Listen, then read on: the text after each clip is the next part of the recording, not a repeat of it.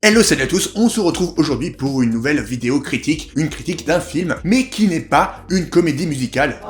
Et ouais, je sais. Ça s'appelle The Last Showgirl, et ça parle du monde du spectacle, et c'est pour ça que j'avais envie de vous en parler. On va suivre une danseuse de Las Vegas qui est en fin de carrière, qui est jouée par Pamela Anderson, et c'est vraiment l'atout de ce film. C'est vraiment sur elle que le film repose, sur sa prestation, qui est vraiment très très bien. Elle est assez émouvante dans le film, et ça parle un peu aussi d'elle-même, parce que elle, Pamela Anderson, elle a connu le succès dans les années 90 avec la série culte Alerte à Malibu, mais depuis, on ne la voyait plus trop sur les écrans. Et là, elle revient en force, un peu comme Demi Moore avec The Substance. Et bien, c'est un petit peu la même chose avec ce film. Elle est l'actrice principale et elle va un petit peu, à travers ce film, parler aussi d'elle-même, du fait qu'elle est vieillissante et qu'elle ne trouve plus vraiment sa place dans le monde du spectacle, comme son personnage en fait. Puisque donc l'histoire, c'est celle d'une danseuse dont le spectacle va fermer, va s'arrêter, mais elle commence à être un petit peu âgée pour ce milieu et elle va avoir du mal à trouver un autre travail dans un autre cabaret. On va suivre son destin, comment elle gère ça et ses relations avec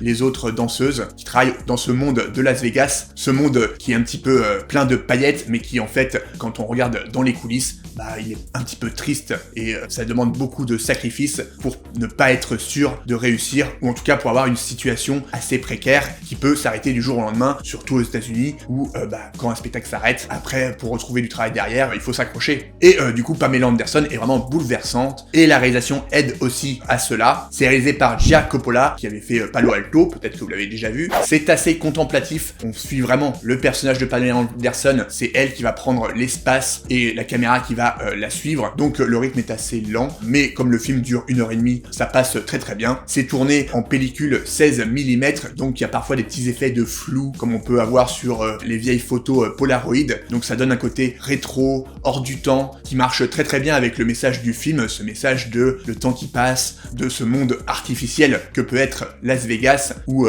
sur scène tout est beau, tout est magique, et en coulisses, c'est un petit peu plus triste, un petit peu plus morose, et les gens qui travaillent dans ce milieu doivent s'accrocher, tant bien que mal. Et ce qui est intéressant, c'est même aussi dans les personnages secondaires, on trouve aussi bien les jeunes qui galèrent aussi à s'en sortir, à trouver un autre boulot, que les régisseurs qui trouvent facilement un boulot sur un autre spectacle, parce que technicien, il y en a toujours besoin. Donc ça parle vraiment du monde du spectacle dans les coulisses, et donc c'est assez intéressant, donc c'est pour ça que j'avais envie d'en parler, et c'est un film que je vous encourage à voir surtout au cinéma, par son esthétique, et par la manière dont c'est filmé. C'est comme ça qu'on apprécie mieux le film, je pense, plutôt que sur un petit écran où on va peut-être pas voir les petites subtilités, le petit grain de la pellicule, tout ça. Donc je vous encourage à aller voir ce film qui sort ce mercredi, et du coup n'hésitez pas à me dire dès que vous l'avez vu ce que vous en avez pensé en commentaire, j'attends ça avec impatience. N'hésitez pas non plus à vous abonner si c'est pas déjà fait, merci beaucoup d'avance. Je vous dis à bientôt pour une prochaine vidéo, et d'ici là, prenez soin de vous, allez voir des films musicaux,